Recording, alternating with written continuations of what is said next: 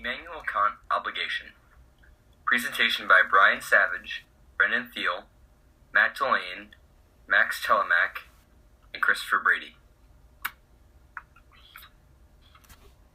What is obligation? Respecting individual human rights, right things for the right reasons, humans worthy of dignity, respect, and not maximizing happiness or results. Persons as ends in themselves. Immanuel Kant. He was born in 1724 and died in 1804. He was a German philosopher, had a simple upbringing, and wrote many influential books that placed him as a central figure in modern philosophy. The first major trend that overarches throughout Immanuel Kant's philosophy is the supreme principle of morality. According to Kant, as defined in his book, The Groundwork of the Metaphysics of Morals, the supreme principle of morality is pure practical reason, or the reasoning behind a moral law and how this moral law can be reached. Kant describes this through three comparisons, which all of these terms will be defined later on throughout the presentation. These comparisons include duty versus inclination, autonomy versus heteronomy, categorical versus hypothetical imperatives. According to Kant, in order to understand the rest of his terms, a definition of freedom must be established. He describes freedom as not choosing the means to accomplish an end goal, but rather to choose the end itself and not worry about the results. By not choosing the best means, one is acting morally instead of acting according to desire. Acting according to desire or results, for Kant, is not considered free. Rather, acting morally and for the right reasons is considered free. One of the first major dualisms Kant uses is autonomy versus heteronomy. Heteronomy is defined as acting according to an outside determination. This could include following a law that is imposed upon us. On the other hand, autonomy is when actions are decided upon by oneself. Kant wants us to act autonomously, and according to Kant, that is the difference between human beings and things.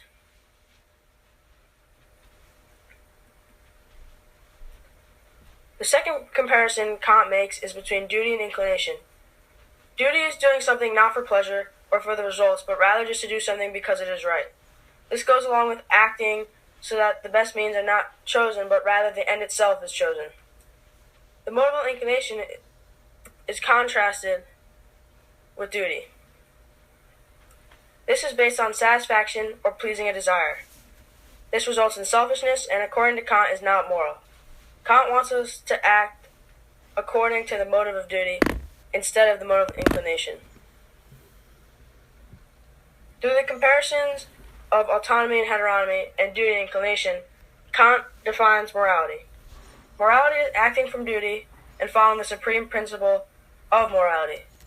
Kant believes that we should not use anyone or anything to accomplish a goal, but ultimately to just do the right thing. In order to understand Kant's theory of obligation, one must understand the hypothetical imperative, which uses instrumental reasoning. If you want X, then do Y. If you want a good business reputation, then treat your customers honestly. An example that occurred within the book is about a spelling bee in which the speller got the word wrong. However, the judges did not realize this and passed him on to the next round. Instead of going on, he told the judges that he did indeed get the word wrong and thus was disqualified.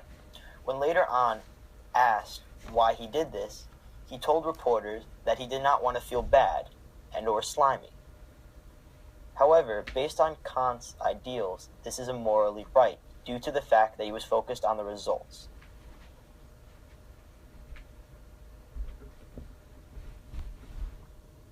Categorical imperative. If the action is represented as good in itself, and therefore is necessary for a will of which of itself accords with reason, then the imperative is categorical.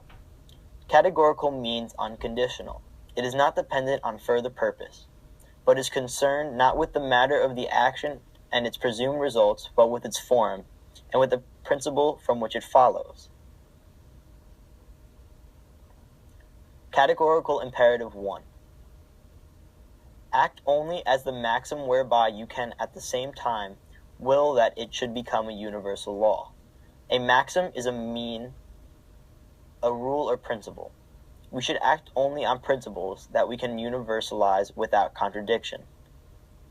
It's the sake of the act itself, not the results. Categorical imperative 2.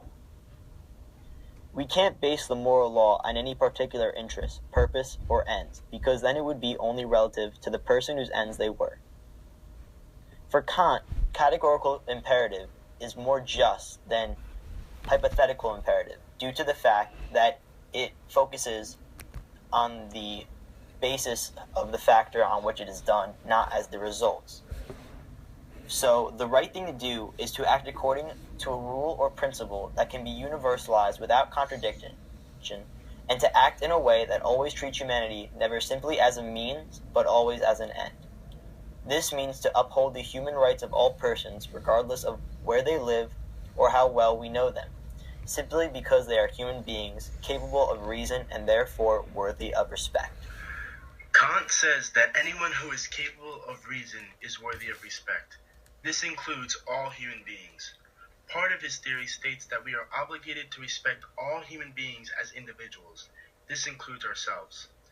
This must stand true for all human beings regardless of the circumstances. This respect isn't like love. It's not like sympathy or solidarity. This respect is for the human as a whole.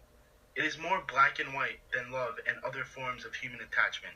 You either respect humankind or you don't. There's no in between. The biggest criticism for the Kantian theory is the basis of utilitarianism. This is the belief that a single action is considered morally good as long as it helps the greatest number of people.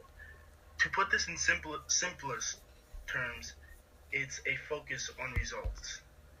Kant focuses on the action and what is right within that action. He doesn't take into account how the action will affect others who are not there in that moment when the action takes place. His whole theory is based off of individuals doing the right things for the right reasons. Benjamin Constant, a French philosopher, has a good counterexample to Kant's theory. Imagine a murderer comes to your door and asks you if your friend is home. According to Kant, you have a moral obligation to tell the truth regardless of the outcome. This is where his theory flaws. Technically, you would be acting moral by telling the truth, but the result of this would be the death of your friend. To account for this, Kant says that you would have to choose your words carefully, still tell the truth, but not be too specific where you would lead the murderer to your friend. But Kant also says that you are already at an unfair disadvantage because the murderer would already be acting immoral. His theory can only truly work if all people act morally according to his rules.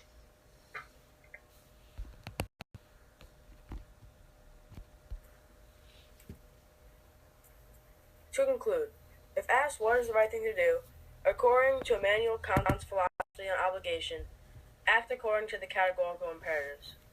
This means uphold any rule or principle that can be applied to all people without contradiction, and to respect humanity. Never use anyone as a means, because all people are worthy of respect and have dignity.